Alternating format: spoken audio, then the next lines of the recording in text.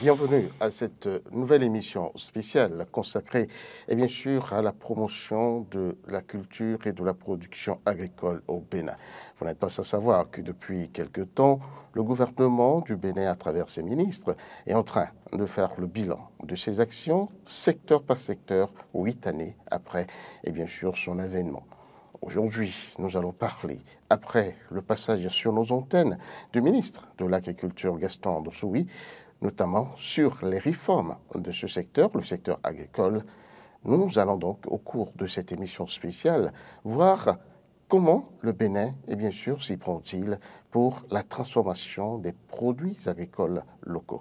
Et pour en parler avec moi sur ce plateau, j'ai M. Dieudonné Alla Jojo. Il est le premier vice-président de la Chambre nationale de l'agriculture du Bénin. Monsieur Alla Jojo, bonjour. Bonjour, monsieur le journaliste. Merci d'être avec nous sur ce plateau. Je l'ai dit tantôt, il sera question d'agriculture et surtout de la transformation de nos produits agricoles. Une question qui, aujourd'hui, est vraiment d'actualité puisqu'on se pose beaucoup de questions sur le secteur agricole béninois. Alors, dites-nous, qu'est-ce qui est fait depuis, on va dire, avant 2016 pour que, et bien sûr, les produits agricoles du Bénin, ce qui est effectivement produit au Bénin, subissent des transformations? Merci beaucoup, monsieur le journaliste. Avant 2016, il y avait des dispositions légales qui encouragent l'implantation des unités industrielles. Il s'agit des codes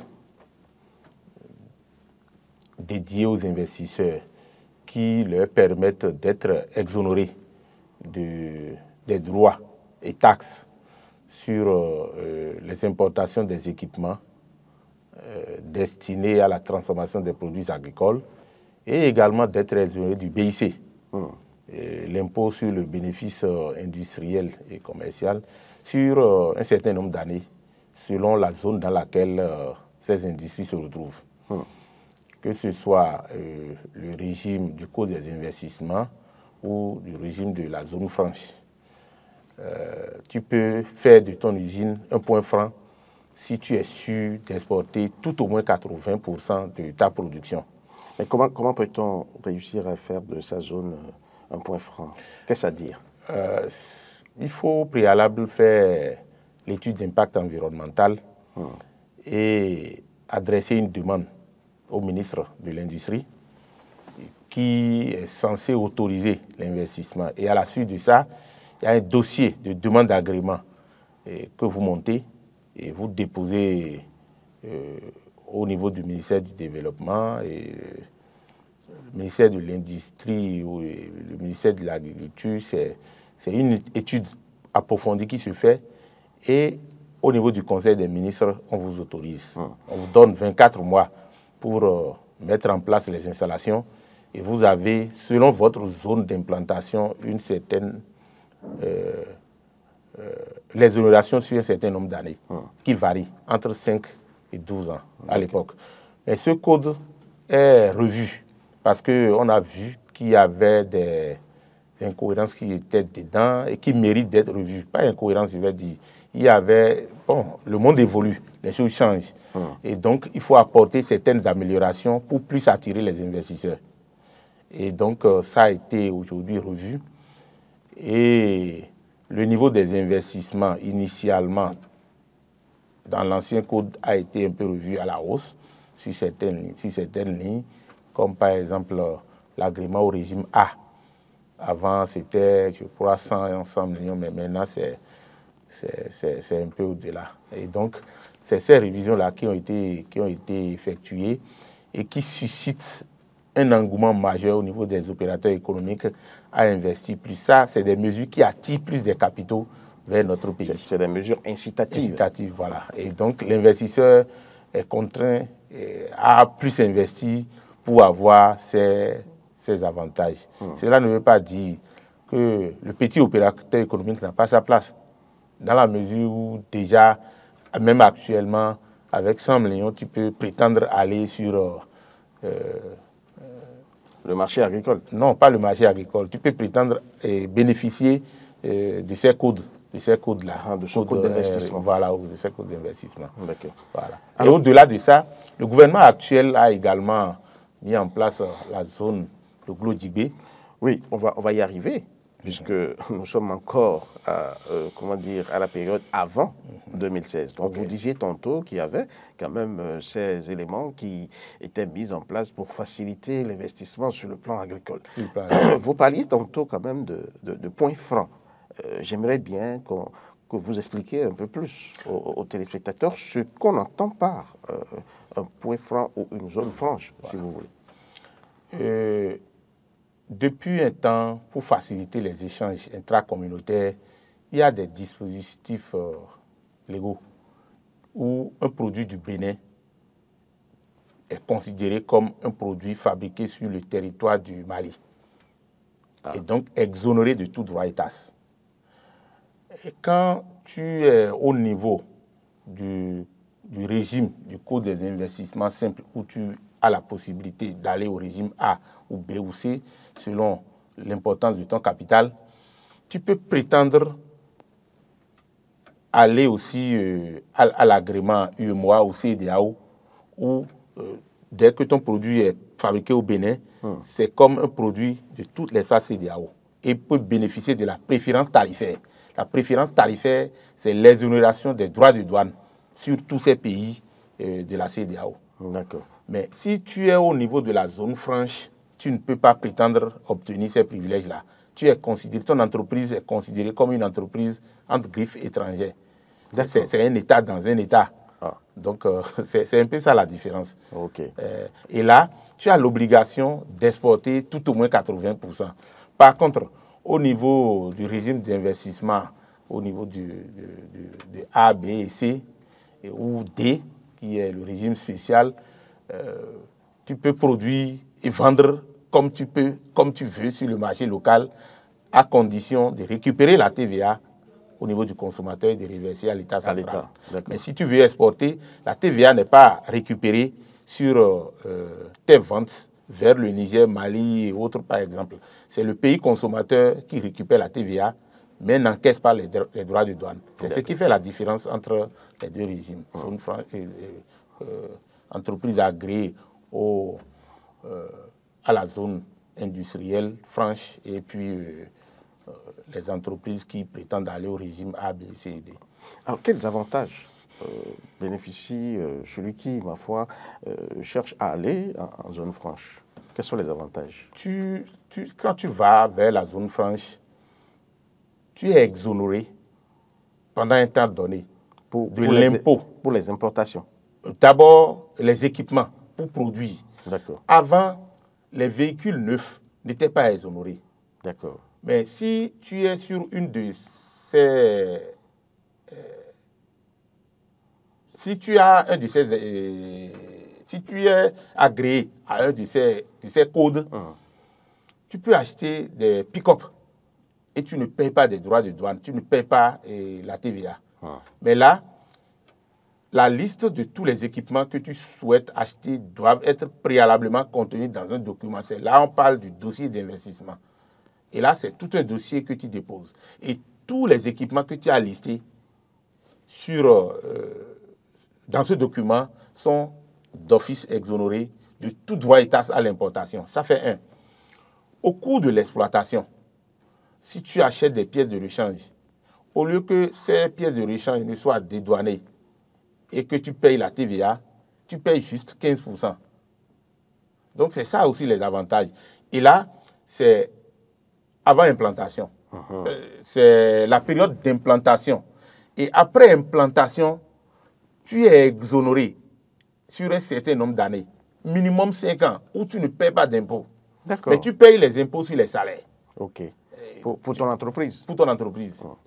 Tu payes à l'État les impôts sur les salaires. Parce que quand vous recrutez, il y a des impôts que l'employé paye, il y a des impôts que toi, en tant qu'employé, tu payes pour le compte de ton employé. Tu payes. Cela ne t'exonère pas de la déclaration de l'employé au Centre national de sécurité sociale. D'accord. Donc, tu as l'obligation de payer ça. Mais l'impôt même, et quand c'est une entreprise industrielle, tu dois payer jusqu'à 25% de ton bénéfice. Tu ne payes pas.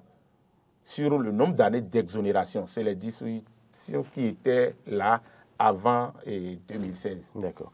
Et là, on a dit que quelle est la situation aujourd'hui des zones franches au Bénin? Aujourd'hui, il y a eu beaucoup de progrès. D'abord, le personnel des entreprises peut acheter des véhicules neufs. Au-delà de ça, l'entreprise elle-même peut acheter aussi des véhicules neufs sans droit et taxe. Même les camions destinés au transport sont exonérés. Et là, ça donne une certaine performance aux entreprises, puisque d'abord le matériel roulant, toutes les entreprises l'utilisent. Et là, si à cause des droits et taxes, tu es obligé, puisque parfois ça va même au-delà de 50% de la valeur d'acquisition, et ça oblige les entreprises à aller vers l'usager. Et les pannes sur nos routes, tout le monde connaît. Les retards dans les livraisons, les retards dans beaucoup de choses se font sentir sur la vie même des entreprises. Cette mesure, c'est une mesure salutaire. Indépendamment de ça, il y a la loi sur le travail, ce qui, entre-temps, était vraiment corsé. Et honnêtement, c'est des freins à l'attrayance des investisseurs. C'est-à-dire, si je sais que si je recrute un agent, après 2 ans, il peut me créer des problèmes. Et parfois même, il y a des agents, quand vous les recrutez, ils font bien le travail pendant 2 ans, vous renouvelez le contrat et puis après... ils deviennent autre chose. Ils deviennent autre chose. Parce que la loi oblige, après renouvellement du CDD, à d'office aller au CDI. Et là, ça devient un passeport. Et il te guette dans tous les sens. Et là, quand il fait mal et que tu sanctionnes, c'est fini. Il se lève, il va à la direction du travail et les contentieux commencent. Ça paralyse la vie des entreprises. Et quand le contexte légal du travail est comme ça, ça repousse les investisseurs. Ça, par exemple, c'est une mesure salutaire qui incite les investisseurs. Parce que dans un pays où nous crions, il n'y a pas d'emploi. Il n'y a pas d'emploi, il n'y a pas d'emploi. Et les lois sur le travail sont corsées. Le Bénin, il n'y a pas que le Bénin. Et le Bénin ne représente même rien. Même toute l'Afrique ne représente que 2% des échanges au niveau mondial. Wow. Et donc, nous ne sommes d'abord rien. Oui. Et ce n'est que les entreprises et les grandes entreprises qui font une nation. L'économie d'une nation, c'est d'abord la capacité, la force de ces grandes entreprises que la nation abrite. Et donc, on ne peut pas faire d'omelette sans casser les œufs. C'est salutaire. Et indépendamment de ça, il y a l'incitation par rapport à la zone de Glodjibé. La différence, c'est que c'est une zone viabilisée. Et de l'autre côté, ce n'était pas aussi viabilisé. Il y avait des problèmes d'accès à l'électricité, les voies d'accès et autres. Mais ces aspects sont pris en compte au niveau de Glodjibé. Vous voulez parler de la zone. De la zone. La GDIZ qui donc, est venue avec l'actuel gouvernement qui a pensé donc apporter déjà une plus-value à la transformation des produits agricoles locaux. Comme vous parlez de ce qui a changé. Oui, à partir de 2016. C'est salutaire. Parce que, vous savez, nous sommes dans un pays où, excusez, nous avons une mentalité rétrograde. Et les Béninois ne seront pas d'accord avec vous. Bon, c'est le constat habituel, ce n'est pas tout le monde. Mais c'est ce que nous vivons quotidiennement. Chacun ne voit que lui. Il pense que la vie se limite à lui. Il ne pense qu'à lui seul. Il ne pense qu'à lui seul. Et là, l'écosystème entrepreneurial exige une complémentarité. Et donc, du coup, quand ces investisseurs viennent, même le petit maçon à qui on confie un travail, il est là, il vole tout le ciment. Le fer, il vole tout. Tu ne peux pas rester loin et confier. Même les entreprises locales, les entreprises à qui vous confiez les trucs, si vous n'avez pas un dispositif pour mieux vérifier, pour mieux contrôler, c'est un problème. Le contrôle doit être permanent.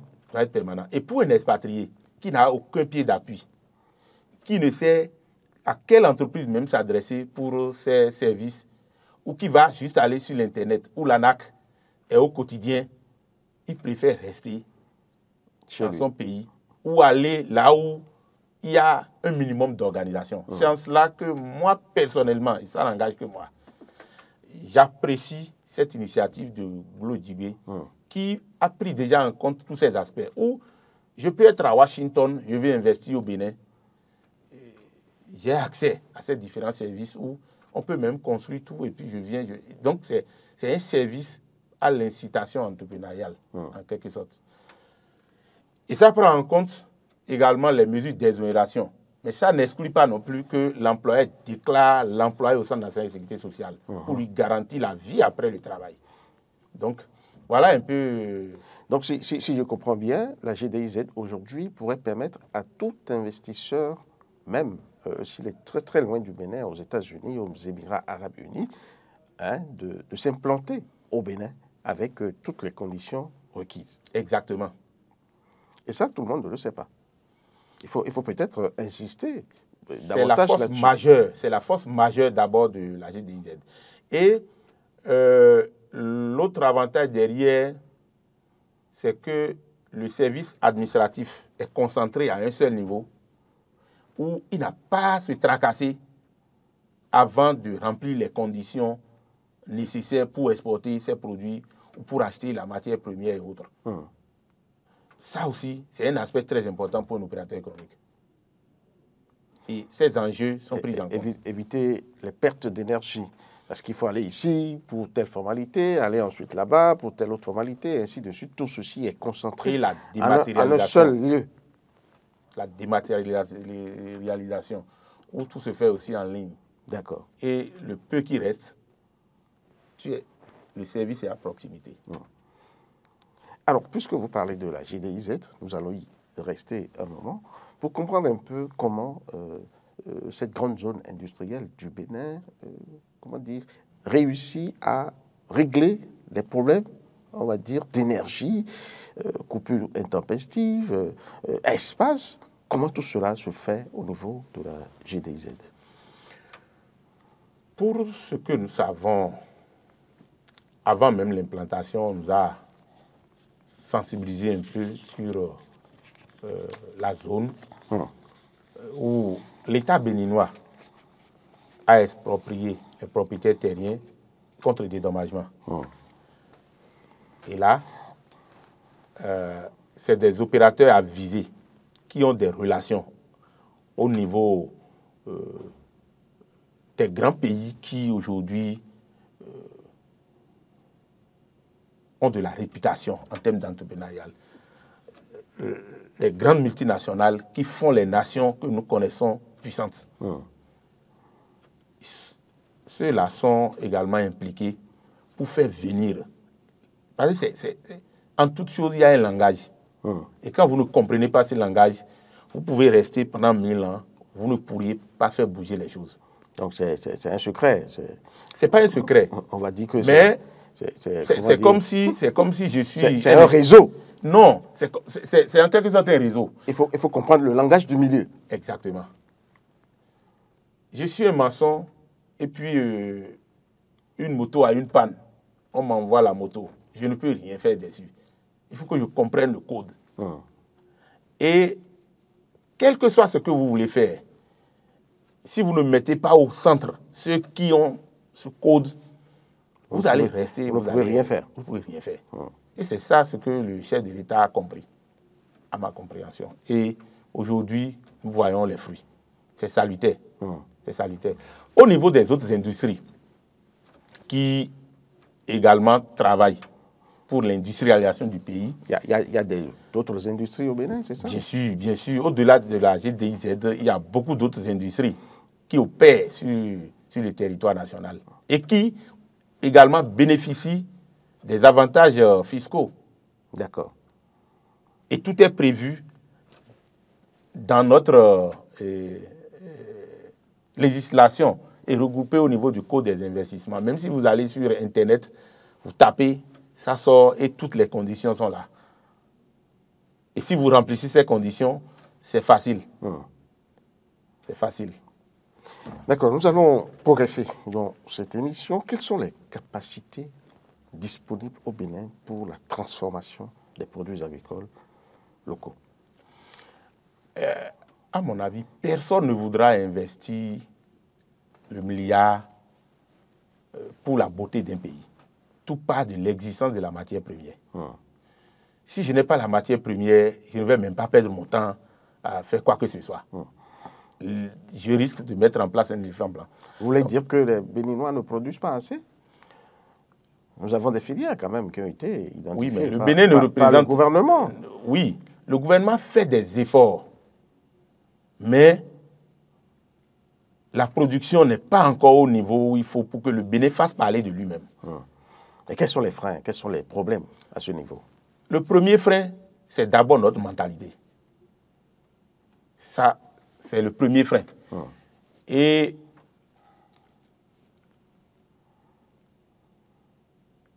notre, je dirais aussi, orgueil, quand vous rentrez dans les milieux ruraux, un producteur qui arrive à déjà au-delà de 10 hectares est considéré comme un petit roi dans sa localité. Il devient l'éclaireur. Alors que quand on sort du contexte béninois, il n'est rien. Ça, c'est le premier frein à la production. 10 hectares. Déjà, il est considéré comme un pivot dans sa localité et tout le monde le respecte. Et il pense qu'il fait déjà bien et c'est à cause de ça. Et puis, bon, il est fier de lui-même. Or, ce n'est pas ça. Dans les pays qui font parler d'eux-mêmes à l'international, ce n'est pas les 10 hectares, les 20 hectares qui font l'affaire. C'est des plantations industrielles mécanisées où ils font l'économie d'échelle. Ils font l'économie d'échelle. Et avec l'économie d'échelle, les industries ont la matière première à un coût compétitif sans que les fermiers n'échouent. Alors, nous allons y aller pas à pas pour que les téléspectateurs puissent bien nous suivre. Quand vous parlez de plantation industrialisée, qu'est-ce que vous voulez dire par là? Est-ce que c'est des centaines d'hectares, des milliers d'hectares? Ou bien c'est juste, comment dire, le rendement que vous voulez? Okay. Dieu merci, le gouvernement a su mettre en place un programme de mécanisation, mais qui, moi, encore est à ses débuts. La mécanisation, aujourd'hui, beaucoup savent utiliser le tracteur, beaucoup savent utiliser le gyrobroyeur. Ça avait commencé sous l'Ancien Régime, mais ce n'était pas aussi structuré que ce qui se fait aujourd'hui. Mais à quel taux on peut dire que l'agriculture béninoise est mécanisée?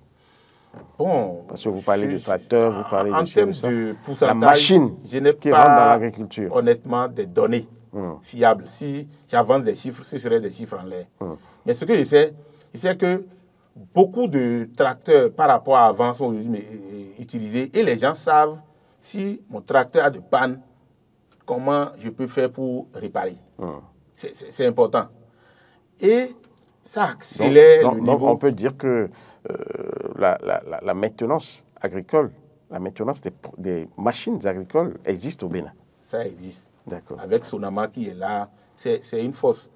Mais ce n'est pas encore ça. C'est des efforts qui sont faits. Mais ce n'est pas encore ça. Quand moi je vois les gens parler de l'agriculture familiale et que ce n'est que ça qui peut développer, oui, l'agriculture familiale.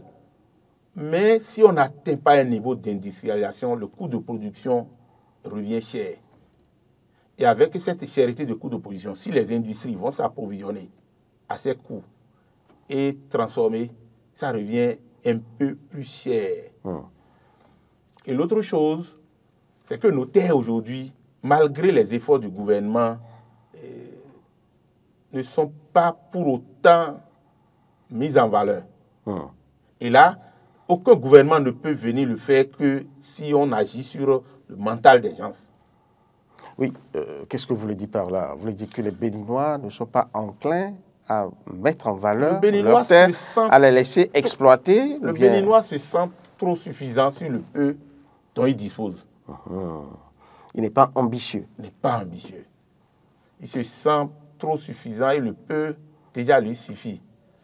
Moi, je ne sais pas, hein, c'est les sociologues qui pourront trouver les vraies solutions à ça. Indépendamment de cela, il y a la mauvaise organisation des filières. Aujourd'hui, il y a un début d'organisation. Le coton est formidablement organisé.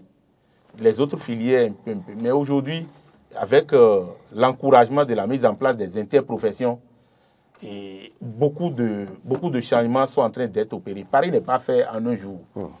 Si le Bénin continue comme ça, dans le même élan, beaucoup de choses pourront peut-être dans encore les 10-15 années à venir changer. Sinon, même avec les efforts qui sont faits, beaucoup de choses ont changé, mais beaucoup reste encore à faire pour qu'on puisse parler d'une véritable industrialisation. Alors, mais c'est un bon début, ou mon prix pour que cet élan que le Bénin a pris là puisse véritablement continuer. Alors, pour que l'industrialisation soit de taille, vous avez parlé tantôt de la production insuffisante.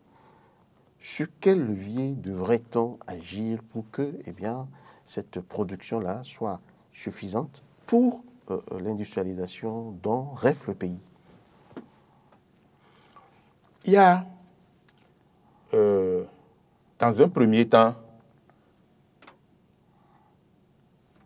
l'encouragement des acteurs et leur sensibilisation à aller à échelle. Comment y arriver?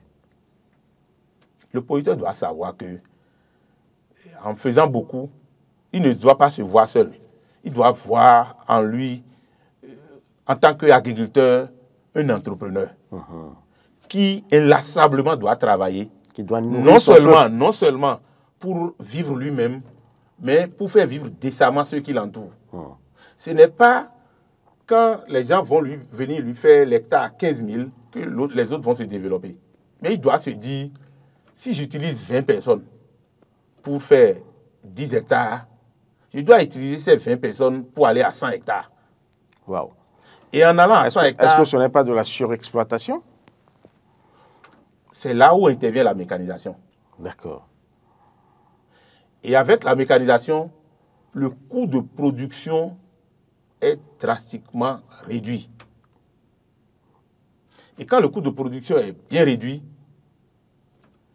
l'agro-industrie prend son élan.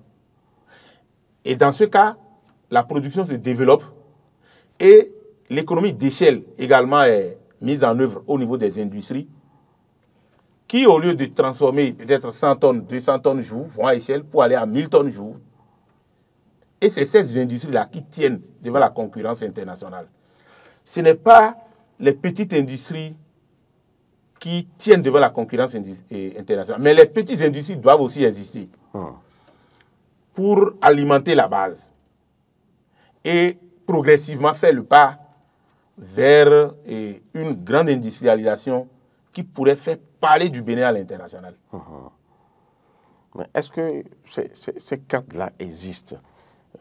Vous avez parlé d'encouragement et bien sûr, on va dire, de sensibilisation, en d'autres termes, de coaching. Est-ce que des cadres existent pour pouvoir accomplir cette mission sous le régime de la rupture? Bien sûr, ça existe. Mais c'est pourquoi il disait Paris n'est pas construit en un jour. Il y a par exemple les ATDA qui sont en pôle. Dans la filière ananas, par exemple, beaucoup de choses ont été effectuées, telles que l'épuration variétale, où on veut progressivement éliminer les mauvaises variétés d'ananas et améliorer les variétés à haut rendement. C'est des actions qui sont en train d'être effectuées, où les acteurs bénéficient de subventions des intrants pour mieux améliorer la fertilisation du sol et optimiser le rendement à l'hectare. Des actions comme ça sont en train d'être faites. Il y a le Bénin qui a levé des crédits au niveau de la Banque mondiale qui aujourd'hui travaille également dans ce sens aux côtés des producteurs. Ou si tu veux des kits agricoles, on peut t'accompagner avec des subventions pour y parvenir. Ce n'est pas que dans l'ananas. Il y a par exemple au niveau de la mangue où l'État subventionne les semences. Quand vous allez dans les plantations, vous allez voir sur la même plantation 20 différentes variétés. Wow. Alors que... C'est possible. C'est la réalité locale. Les Pérou et autres sont déjà à 35 tonnes à l'hectare pour la mangue. Et l'Inde est à 15-20 tonnes. Et c'est ceux-là qui, aujourd'hui, fait leur loi sur le marché international. Le Bénin n'est même pas présent. Et le Bénin a combien? Non, le Bénin n'est même pas présent. Oh là là. Et le Bénin vend au Niger, vend un peu au Nigeria, et puis le reste, bon, et puis ça s'arrête là. Parce que tu ne peux pas aller sur ces plantations aujourd'hui et trouver 300, 500, 1000, 2000 tonnes de la même variété, la même semenée transformée. Et donc, pour renverser la tendance, l'État subventionne les plants qui sont les plus sollicités à l'international pour permettre à ces agriculteurs de revoir, de renouveler les plantations pour permettre dans le futur d'avoir de bons rendements et autres. Mais quand vous mettez un manguier en terre, il faut 3 ans. Et c'est à partir de la 4e année que vous avez les premiers fruits. D'accord. Donc le résultat de ce travail qui a commencé peut-être il y a 2-3 ans, c'est encore devant. C'est peut-être l'année prochaine. Voilà, que ça va commencer très timidement. Et c'est après 7 ans que ça rentre vraiment en grande production pour qu'on puisse dire, bon, le Bénin va avoir des traces sur ces pays-là. Est-ce que cette prétention-là est déjà en cours et sur quelle superficie à peu près au Bénin? Est-ce que les prévisions en ces termes-là sont quand même assez ambitieuses? Oui, mais je sais que ça peine à prendre au niveau des producteurs. La Chambre d'agriculture, avec le ministère, a déjà fait des sensibilisations pour amener ces producteurs à comprendre l'enjeu et à adhérer. Certaines industries également sont mises à contribution pour les rassurer de l'existence du marché avec les exportateurs qui, aujourd'hui, quand vous allez en Côte d'Ivoire à côté, la Côte d'Ivoire fait environ 100 tonnes de mangue où ils exportent plus de 30 000 tonnes. Mais sur le marché européen qui reste le marché le plus rémunérateur pour les produits frais, un peu vers le Maroc. Mais le Bénin n'est pas présent sur la mangue. Donc, nous, on les sensibilise pour dire c'est un enjeu majeur d'abord pour l'agriculteur. Rentrez dedans, vous aurez les fruits. Mais ça peine. Mais je n'ai pas sur moi tout de suite les statistiques pour dire c'est tel hectare qui est fait, c'est tel. D'accord, mais dans la sensibilisation, est-ce que vous sentez l'adhésion de ces producteurs cotisés là? On sent. Est-ce qu'il y a de l'engouement pour la chose? Il y a de l'engouement. Mais il y a beaucoup qui veulent voir avant de croire. C'est ça le milieu paysan aussi. Tant qu'il n'a pas vu... On n'y croit pas tout de suite. On n'y croit pas tout de suite. Mais ceux qui sont visionnaires, ils croient. C'est eux qui sont les pionniers. C'est eux qui rentrent. Et c'est eux qui vont s'en sortir demain. Mais eux, ils croient et puis ils rentrent. Mais pour beaucoup, c'est de voir les autres réussir d'abord avant de s'y engager. Parce qu'ils ne veulent pas perdre. Ils ne veulent pas perdre. Ils ne veulent pas prendre de risques. C'est ça aussi. La prise de risque est quand même essentielle. C'est ça. Très essentiel. Alors, c'est dans quelles sont les zones qui sont favorables à ce genre d'expérimentation? Déjà, à partir du Zou, Colline, Borgou, Alibori, Atakora, Donga, pour la mangue, c'est favorable. D'accord. Pour la mangue. Et l'ananas, c'est vers la limite de Savet. Mais il y a une autre zone ici, l'Atlantique. Oui, l'Atlantique est la zone la plus favorable pour la production de l'ananas. L'ananas. Et c'est l'Atlantique qui abrite plus de 90% des plantations. D'accord. Alors, quelles sont les filières choisies par le gouvernement pour être promues dans le cadre de ce programme de transformation des produits agricoles? Quelles sont les filières qui sont visées? Le gouvernement, aujourd'hui, a embrassé plusieurs filières à travers les pôles de développement agricole. Mais les filières les plus à vue, c'est le coton, c'est l'anacade, c'est le soja, c'est aussi l'ananas. C'est les filières les plus à vue pour la transformation locale et c'est les filières qui apportent plus de devises à l'État béninois. Donc, ce sont des filières qui sont visées pour l'exportation. Pour l'exportation, surtout sous forme transformée. Puis c'est ça qui crée de l'emploi au niveau local. Et quand vous transformez, non seulement ça crée de l'emploi au niveau local, vous positionnez sur le marché international, ça rapporte également des devises. D'accord.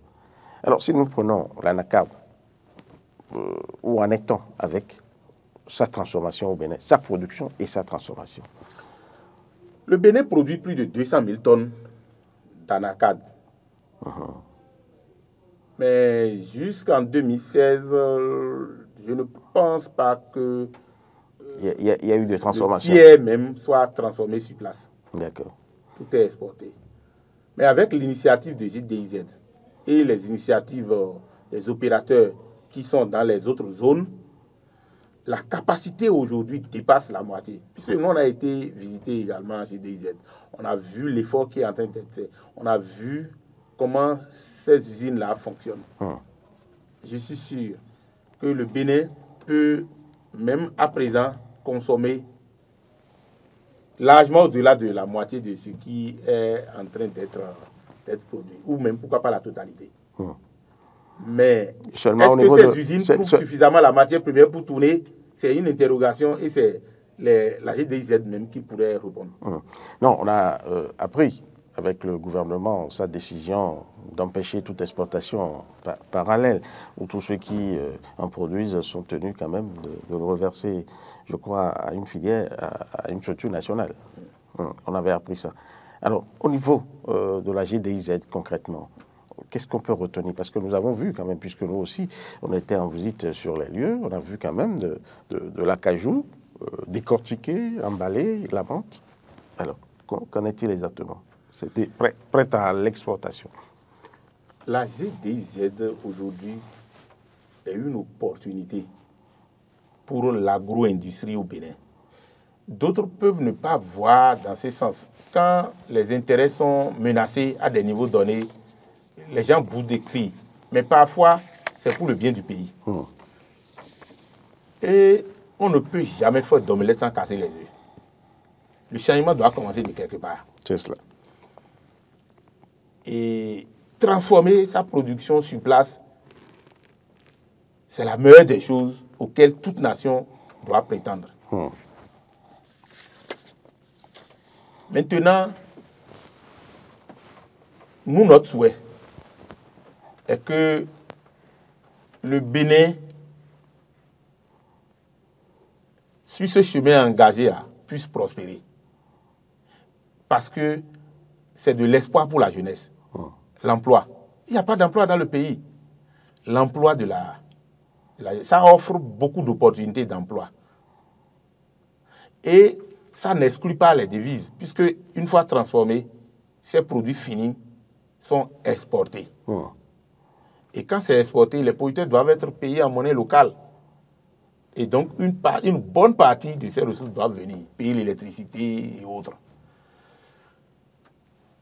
Et dès lors que les interprofessions également sont en train d'être mises en place, il revient à ces leaders d'interprofession de sauvegarder l'intérêt du producteur en fixant le prix avec les structures en charge de l'achat. Donc, c'est à l'interprofession maintenant de jouer son rôle pour que le producteur se retrouve. Mais il y a un mais.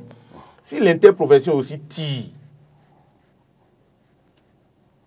à ramener tout vers les producteurs, ces usines vont produire et ne pourront pas vendre. On n'est pas les seuls sur le marché. Mais il y a un autre phénomène. Les nations qui veulent créer de l'emploi pour leur population, parfois importent ces noix et subventionnent ceux-là qui importent ces noix-là. Les prix auxquels les exportateurs achètent n'est pas nécessairement le prix auquel le produit fini est vendu sur le marché international. Donc, c'est des subventions qui accompagnent et les gens viennent acheter aussi à un prix relativement plus élevé. Alors, c'est un choix. Le Bénin peut dire, je veux profiter de l'incitation de ces pays étrangers, laisser mon tissu industriel s'affaiblir au profit de leur tissu industriel. Et là, bon, on crie, c'est bon, et puis ça s'arrête là. Comme le Bénin peut aussi choisir, désormais, je vais transformer pour créer des emplois aux chômeurs qui sont chez moi. Maintenant, l'interprofession doit rentrer dans son rôle pour ne pas tirer au point d'affaiblir ces industries, mais tirer pour que le producteur soit rémunéré et que la chaîne derrière le producteur aussi soit rémunérée. Et qu'à l'international, ces industries se retrouvent pour mieux rémunérer aussi les emplois créés et de l'incitation à investir davantage pour en consommer. Mais que l'État a un rôle à jouer dans tout ça, sur cette chaîne-là, qui serait de jouer au rôle de gendarme. Exactement. Et là, c'est l'interprofession qui doit attirer l'attention de l'État pour dire à tel niveau il y a tel problème, à tel niveau il y a tel problème. Et c'est en cela que les producteurs doivent soutenir leur interprofession en cotisant aussi, pour que l'interprofession ait les ressources pour voyager et aller comprendre ce qui se passe à l'international. Si vous ne comprenez pas ce qui se passe à l'international et vous êtes dans vos 4 murs, vous n'aurez aucun argument pour dire oui, il est en train de nous gruger. Non, il n'est pas en train de nous gruger. Il faut comprendre le marché international aussi. Et là, ça nécessite beaucoup de moyens. Et ces moyens aussi, les producteurs doivent, à partir de ce qui se fait, doter un peu l'interprofession et les industriels également, parce qu'il vaut mieux qu'ils comprennent pour qu'à la table de négociation, on puisse avoir les mêmes compréhensions et discuter. Qu'ils soient dans une ignorance totale où ils seraient en train même de réclamer ce qui ne leur appartient pas, peut-être. Donc tout le monde doit être au même niveau d'information. Et là, ça nécessite des ressources. Et c'est les deux parties qui doivent rester ensemble et aller à échelle pour le bien-être du pays. Et l'État reste là pour centraliser les débats. Maintenant, comment ça se passe à l'interne aujourd'hui? Quelle est la situation? À l'interne, aujourd'hui, le gouvernement qui est au milieu et qui joue le rôle régalien, c'est le gouvernement qui, au début de la campagne, fixe, en tenant compte des paramètres des uns et des autres. Et là, le producteur est là et le transformateur également est là. Et donc, la nécessité d'une interprofession au milieu s'est fait sentir. Et c'est ça ce que la Chambre nationale d'agriculture est en train de contribuer à mettre en place. Et vous en êtes à quel niveau? Non, c'est presque bouclé. Hein. Je pense qu'avant la fin de l'année, on aura des interprofessions bien structurées, capables maintenant d'aller au débat. Et là, ce sera forcément bien pour les producteurs. Exactement. Et la Chambre d'agriculture a sollicité les ressources de l'État, qui lui a mis les ressources à disposition. Et ça témoigne également de la volonté de l'État à mieux structurer les filières et pour la rayonnance de notre économie. Alors, l'autre chose que nous allons, dont nous allons parler dans cette émission, c'est la décision de l'État de réhabiliter certaines usines qui étaient, comment dire, délaissées. Entre-temps, je veux parler des usines de riz, de Glazoué et de Malanville. Qu'en est-il exactement à ce niveau? Moi, je ne suis pas politicien. Vous êtes technicien? Oui, je ne le dis pas parce que je soutiens les chefs de l'État ou quoi que ce soit. Mais encore là, je trouve salutaire. Et je m'explique. Même à partir déjà de Didala, même à partir de tout, dans tout le zoo, le sol est constitué de certains socles en bas, où quand il pleut, l'eau ne s'infiltre pas totalement comme au sud. Donc, il y a des parties où l'eau stagne. C'est ça. On ne peut pas y produire du soja, on ne peut pas y produire du maïs. Rien ne peut être produit dans ces zones que le riz. À défaut, ces parties restent souvent inexploitées, alors que c'est des terres cultivables. Et au même moment, nous continuons d'importer des millions de tonnes de riz pour alimenter. Et à chaque fois que vous importez, c'est des fuites de devises. C'est des fuites de devises. Vous dépensez énormément. Vous dépensez et votre monnaie là, c'est ça, vous thésaurisez au niveau d'abord de la Banque centrale pour pouvoir faire sortir cette devise, puisque le riz s'achète en euros ou en dollars. Et donc, ça appauvrit. À chaque fois que vous importez, ça appauvrit. Et indépendamment de cet appauvrissement, c'est des milliers d'emplois que nous créons au profit de ces pays qui nous envoient ces riz-là. Si nous voulons nous développer, nous devons exploiter ces petites poches qui nous s'ouvrent. Puisque le riz a un marché aujourd'hui au Bénin. L'eau qui stagne là, on peut mettre ces eaux-là à contribution pour produire le riz.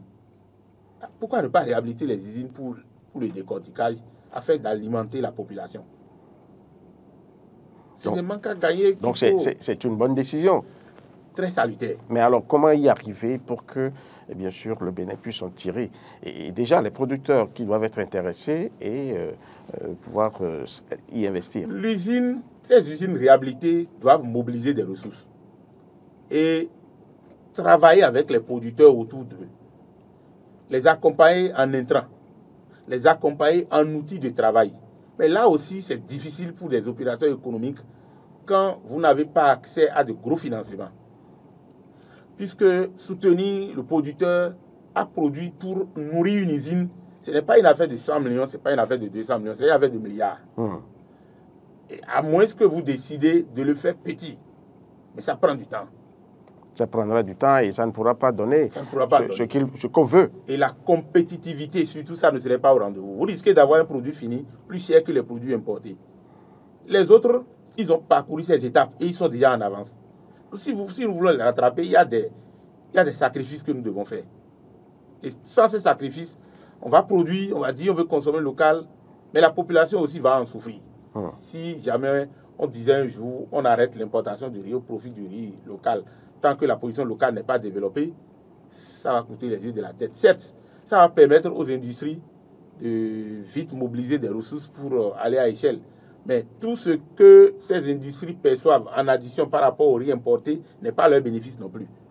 C'est lié également à la faiblesse de la production qui nécessite plus de moyens volatilisés.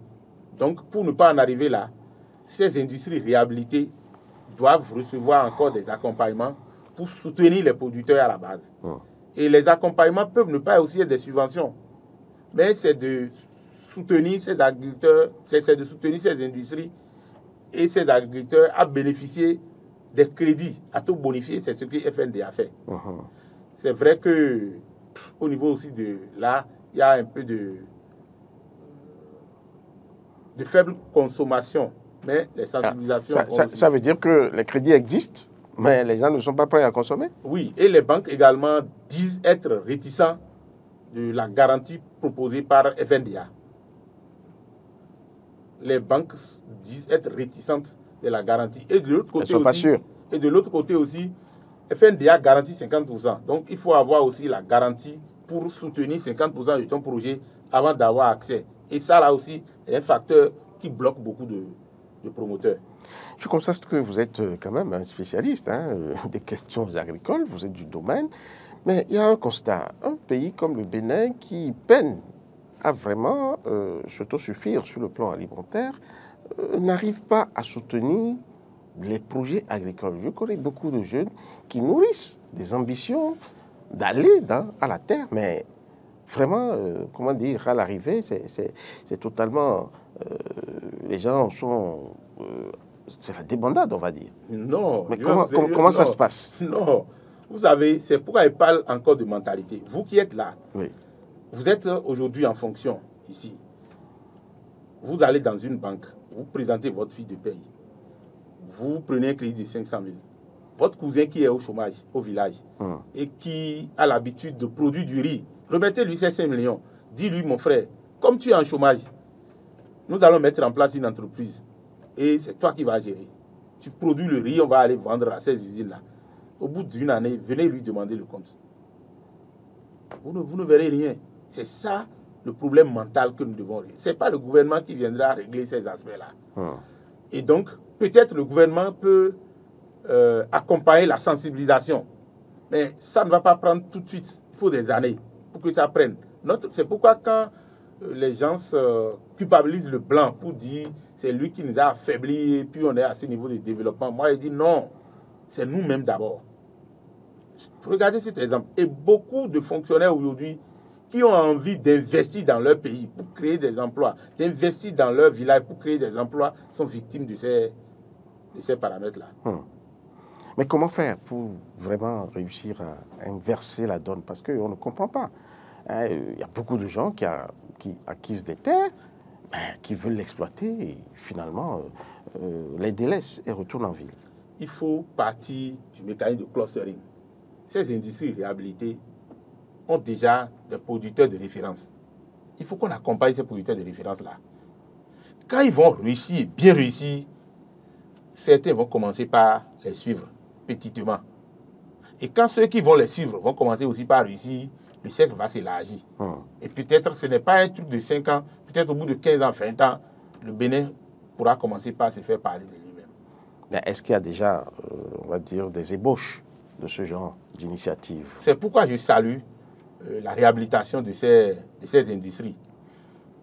L'effort qui reste à faire, peut-être ça se fait déjà et on n'a pas l'information, c'est que ces industries doivent nécessairement soutenir les producteurs. Puisque le producteur, parfois même, c'est des tels loués. Le producteur n'a pas souvent les garanties nécessaires pour aller vers les institutions de financement pour prendre des crédits. Pour la plupart, c'est des microcrédits. Et là aussi, compte tenu de la garantie non fiable, c'est des petits crédits qui leur sont mis à disposition, qui ne leur permettent même pas la subsistance. Mais l'agriculture de subsistance n'a jamais développé un pays pour aller à l'échelle mondiale. Et on mange ce qu'on trouve et le soir, on s'en va dormir dans sa cabane. On ne peut plus rester là et parler du développement. On ne peut plus rester là et parler d'emploi décent. Les gens vont vouloir toujours aller dans les pays où ça marche.